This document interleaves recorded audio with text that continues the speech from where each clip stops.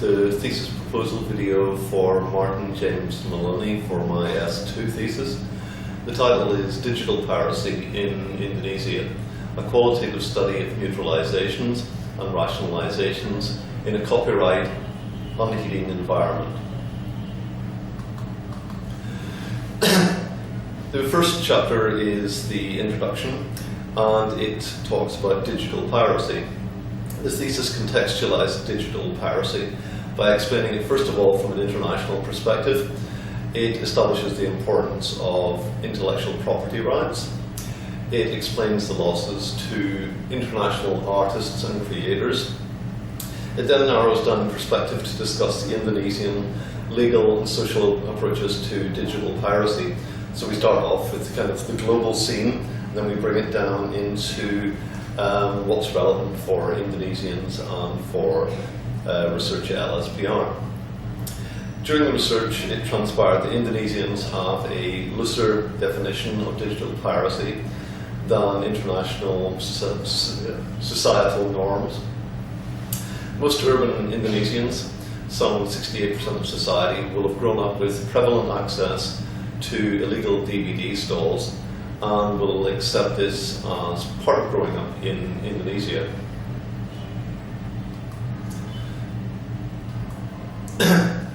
Chapter 2 is the theoretical framework, and the original theoretical framework dates back to Sykes and Matza in 1957. They had 5 separate theories that comprised their whole theoretical outlook. The first was denial of responsibility. The offender will propose that they were victims of circumstance or were forced into situations beyond their control. The next is denial of injury, where the offender insists that their actions did not cause any harm or damage. The third is denial of the victim. The offender believes that the victim deserved whatever action the offender committed. Condemnation of the condemners. The offenders maintain that those who condemn their offence are doing so purely out of spite or shifting the blame off to themselves unfairly. The fifth is appeal to higher loyalties. The offender suggests that his or her offence was for the greater good, with long-term consequences that would justify their actions, such as protection of a friend or membership of a gang or a mafia organisation.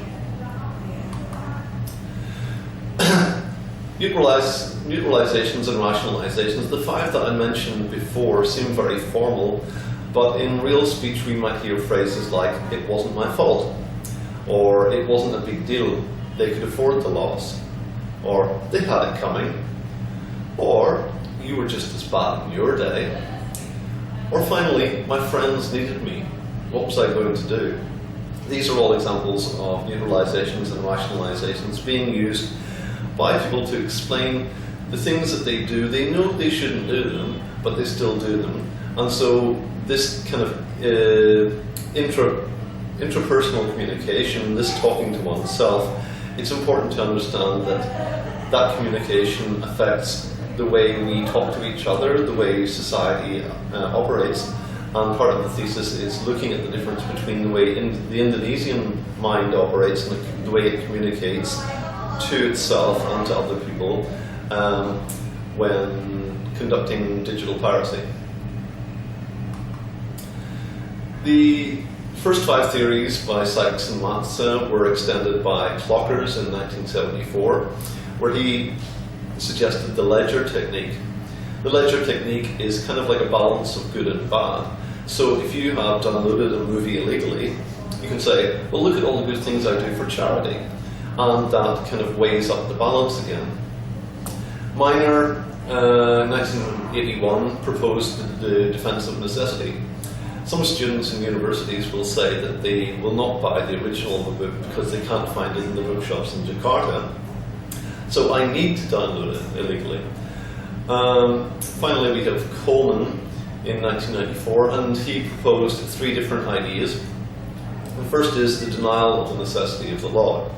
This is where people say, well, what's the point in the law? I'm not hurting anybody, I'm not harming anybody, they're not going to do anything about it anyway.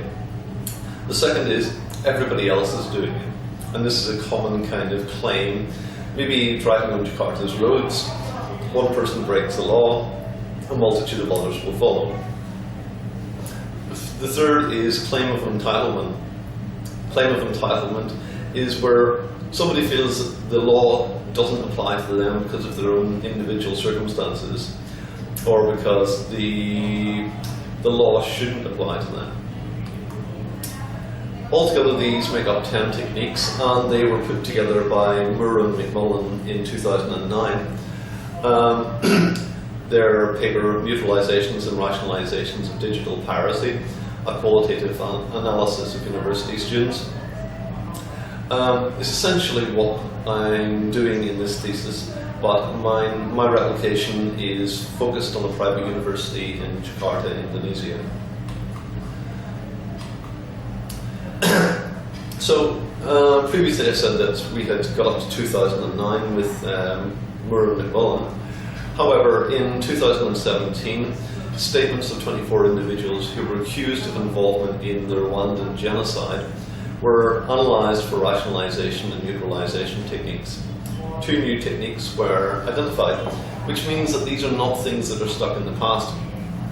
This is still a common theory that's being used by people studying communication, by people studying psychology, to identify how we justify things to ourselves. Chapter 3 was the methodology. The thesis uses a constructivist sociocultural approach. The sampling method was proposed in line with previous studies that suggested that university students would be the most inclined towards digital piracy. Semi-structured interviews were conducted with 23 respondents, 10 of whom were male and 13 were female. There were 15 questions asked of them in English, and that is the first 3 chapters of my thesis. If you need any further information, don't hesitate to email me at moloney@binus.edu. Thank you.